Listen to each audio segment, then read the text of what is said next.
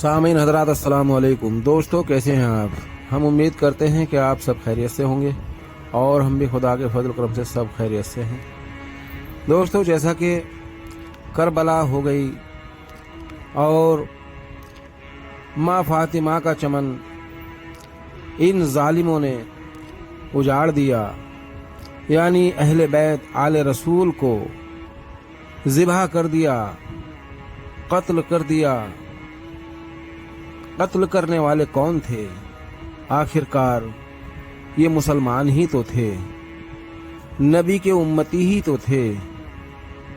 जैसा कि पहले अंबियाओं के उम्मतों ने जो हाल किया, जैसा कि यहूद व नसारा का वाक़या मिलता है। एक बार नबी पाक सल्लल्लाहु अलैहि वसल्लम के पास कुछ यहूद व नसारा आए और कहा कि आखिरी नबी तो हमारी ही कौम में होना चाहिए था। तमाम अंबिया हमारी ही कौम में आए हैं।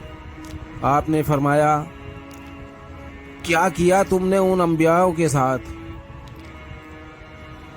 और आखिरी नबी अगर तुम में आते तो उनके साथ क्या करते? तुम ही ने कत्ल किया है ना अपने अंबियाओं को। हालांकि उन लोगों ने कत्ल नहीं किया था, मगर नबी पाक सल्लल्लाहु अलैहि वसल्लम का लहजा देखिए। आपने ये बात क्यों कही? ये बात आप भी जानते थे कि कत्ल करने वाले तो उनके बावजदाद थे, जो इस दुनिया से चले जा चुके थे, मर चुके थे। मगर आपने उनकी औलादों से मुखातिब होकर के क्यों कहा कि तुमने ही अपने अंबियाओं को कत्ल किया था ना? वो इसलिए कहा नबी पाक सल्लल्लाहु अलैहि वसल्लम ने, क्योंकि वो अपने बावजदाद की पैरवी किया करते थे।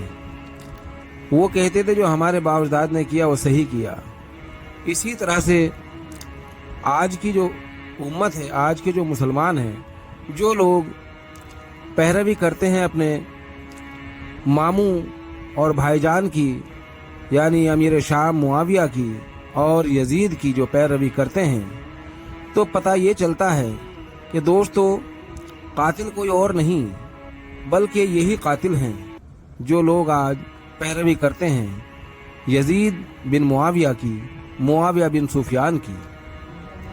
तो दोस्तों, अब कातिल ढूंढने की ज़रूरत नहीं है कि कातिल कौन है। कातिल यही हैं जो लोग तकरीर करते हैं कि मुआविया बहुत बड़ी शान वाला था, बुलंद मर्तबा है, यजीद को रहमतुल्लाह कह सकते हैं। तो समझ लो यही कातिल हैं और कोई कातिल नहीं है, बल्कि अहले बैत के कातिल यही हैं जो इस्लाम को लुबादा ओढ़े हुए हैं। दोस्तों, करबला में क्या हुआ? जितने वो मुसलमान दिखाई दे रहे थे, नजर आ रहे थे, वो इस्लाम का लुबादा ओढ़े हुए मुनाफिक ही तो थे, जिन्होंने मौला इमाम हुसैन अलैहिस्सलाम के 6 महीने के बच्चे को भी ना छोड़ा, उनको भी एक एक बूंद पानी के लिए तरसा दिया। जिस वक्त शहादत हो चुकी सबकी और इन्होंने गिनती शुरू की तो 72 शहीद हुए थे, मगर सर 71 थे इनके पास, क्योंकि मौला इमाम हुसैन अलैहिस्सलाम ने इमाम अली असगर का जिस्म जो है उन्होंने कब्र खोद करके और उनको दफना दिया था, क्योंकि 6 माह के मासूम असगर थे। लेकिन इन जालिमों ने जब देखा कि जिस्म यानी कि शहीद तो कत्ल तो 72 हुए हैं, ये 71 सर कैसे हैं? तो इन जालिमों ने ये भी हया ना की थी कि वो मासूम बच्चे को अगर उन्होंने दफना दिया तो उसको दफनाया रहने दो, मगर इन जालिमों ने उनकी भी कब्र खोद करके और उनका सर भी तन से जुदा करके और नेज़े पर चढ़ाया था। ये वो जालिम कौम है। आज ये दावा करते हैं कि हम ही वारिश अंबिया हैं और हम ही उनके चाहने वाले हैं, कलमा पढ़ने वाले हैं।